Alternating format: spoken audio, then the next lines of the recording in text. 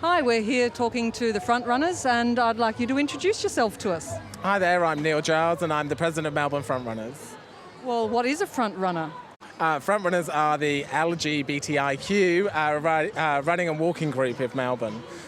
And how long have Frontrunners been around in Melbourne? So just in 2014 we celebrated our 10th anniversary as Melbourne Frontrunners, which was a great party that we had down on the park. So 10 years. Tell me how long you've been involved and how the club has grown over those 10 years. Okay, so I've been involved for the last 4 years, and the club's grown from a really small sort of handful of people, and now we're sort of into our 50 and 60 members, with average sort of running groups is 20 to 30 on a Saturday, so it's a great turnout.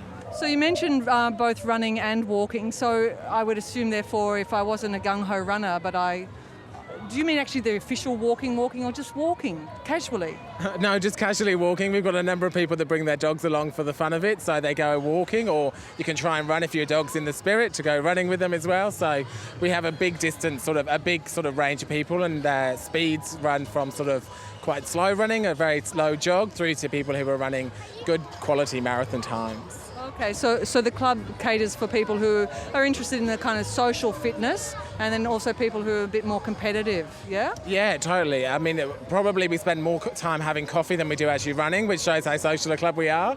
But yeah, we have a huge range of people, and depending on what they want to deliver and what their outcomes are for the year, we try and sort of target them around that. And if they want to run the big distances and do things like Melbourne Marathon Festival or just a half marathon or 5K or 2K, then we try and work it through all through the year. Okay, so you say you try and work them through. Does that mean there's kind of formalised training or support for newer members who need to get a little bit of structured training under their belt before they try a marathon?